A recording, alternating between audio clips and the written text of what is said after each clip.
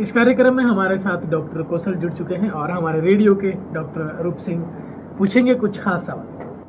भाई और बहनों, आशियाना निर्भय में आज एक निःशुल्क चिकित्सा शिविर का आयोजन किया गया। पारस हॉस्पिटल और सिटी नर्सिंग होम भिवाड़ी ने डायबिटीज, हार्ट के पेशेंट और फिजिशियन के सारे पेशेंट्स की निःशुल्क सेवा की।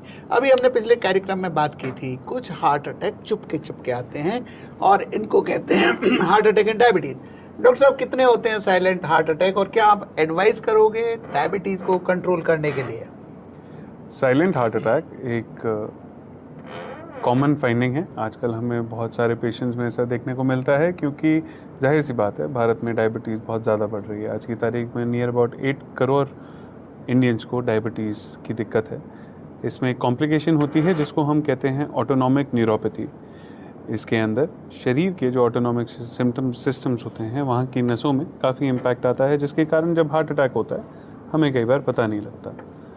इसके कई अर्ली मार्कर्स हैं जिनको हमें पहचानना चाहिए, जैसे कि अगर आपको उठते बैठते हुए चक्कर आते हैं बेवजह, कई बार पैरों में सूजन आती है, इन चीज़ों को पैरों के साथ साथ झंझनाहट होती है, पैरों में सुन्नता लगती है, चलते हुए पैरों से चप्पल निकल जाए, इन सारे साइंस के बारे में जानकारी रखें, अवेयर हों। पता लगे तो अपने आसपास के किसी भी डॉक्टर को दिखाएं, अपनी शुगर चेक कराएं। और इसके लिए जरूरी है कि कम से कम 10 से 15 साल का डायबिटीज का ड्यूरेशन हो चुका हो किसी को, क्योंकि डायबिटीज में कोलेस्ट्रॉल बढ़ जाता है, लिपिड्स डिस्टर्ब हो जाते हैं जो जमते रहते हैं हार्ट की नसों में धीरे धीरे।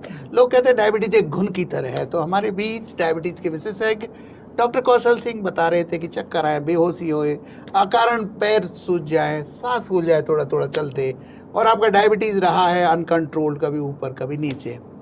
दूसरा क्वेश्चन डॉक्टर साहब ये है कि लोग कहते हैं कि डायबिटीज़ को कंट्रोल करने के लिए दवा के अलावा और भी कुछ स्टेप्स होते हैं जिनको हम नॉन फार्मा स्टेप कहेंगे। आज निर्भय में सीनियर सिटीजन्स का आपने कैंप लगाया है, तो क्या क्या एडवाइस किया है उन लोगों को नियमित दवा के अलावा? देखिए, डायबिटीज़ एक लाइफस्टाइल डिजीज़ है, पर हाँ वो एक लाइफस्टाइल डिजीज़ तक लिमिटेड नहीं है। डायबिटीज़ के आजकल कई टाइप्स होते हैं, पर अगर हम बात करें कॉमनली होने वाली डायबिटीज़, जो कि टाइप 2 डायबिटीज़ कहा जाता है, वो हमारी जीवन शैली से प्रभावित होती है, हमारी जीवन शैली के कारण ही होती है। जब कोई भी चीज़ आपकी जीवन शैली के कारण हो तो दवाइयाँ उसमें बस शुगर को कम कर सकती हैं, उसको करेक्ट नहीं कर सकती हैं। वो करेक्ट तभी होंगी जब जीवन शैली करेक्ट होगी। जीवन शैली को करेक्ट रखने के कुछ बहुत इंपॉर्टेंट स्टेप्स हैं। खाना सही खाना, हाई फाइबर खाना खाना, शुगर खासकर केमिकल प्रिपरेशन की या कमर्शियल प्रिपरेशन की शुगर को अवॉइड करना, high fat slow digesting food such as maida, ऐसी चीज़ खाना, कार्बोनेटेड ड्रिंक्स पीना, बहुत ज़्यादा अनहेल्दी स्नैकिंग करना, ये सारी चीज़ें टाइप 2 डायबिटीज़ वाले पेशेंट को नहीं करनी चाहिए। क्या फ्रूट से प्रॉब्लम है? नहीं, आप सारे फ्रूट्स खा सकते हैं, पर हाँ उनकी क्वांटिटी लिमिट करनी पड़ती है। कई फ्रूट्स हैं जो आप नहीं खा सकते, जैसे कि banana, grapes, mango if portion is not controlled, and certain other sugar rich fruits. एक और चीज़ जो खासकर ध्यान रखने वाली है वो ये कि डायबिटीज़ में आजकल बस वॉक करना काफ़ी नहीं है। अगर आप बस वॉक करेंगे तो उससे आपकी शुगर कंट्रोल नहीं होगी। आपको अपनी मसल्स को भी स्ट्रेंथ देना ज़रूरी है। तो कोशिश करें कि जब भी आप अपने एक्सरसाइज का एक रूटीन बनाते हैं उसमें थोड़ी बहुत अपनी मसल्स की ट्रेनिंग भी रखते हैं। इनको आप बहुत ट्रेडिशनल रूप से भी कर सकते हैं। योगासन प्रेफर करते हैं तो सूर्य नमस्कार करिए, यंग हैं जिम जाना प्रेफर करते हैं तो लाइट वेट एक्सरसाइजेस करिए, और अगर घर पे ही होम वर्कआउट करना चाहते हैं तो अनेकों ही चैनल्स पे आजकल एक्सरसाइज की गाइडेंस आती है।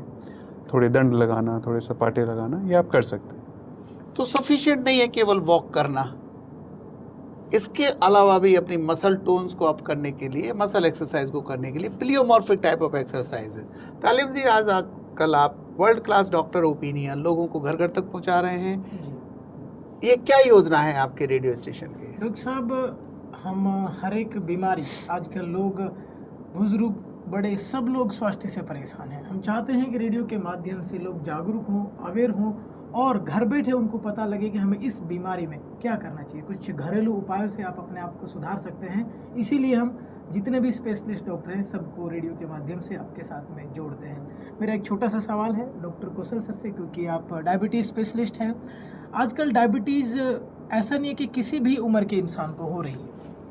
क्या है कि मतलब अभी आज हमने जैसे कैंप लगाया आप लोगों ने, तो एजिड ग्रुप के लोगों को आप देख रहे हैं, तो क्या यंग जनरेशन में भी ये डायबिटीज़ ज़्यादा है?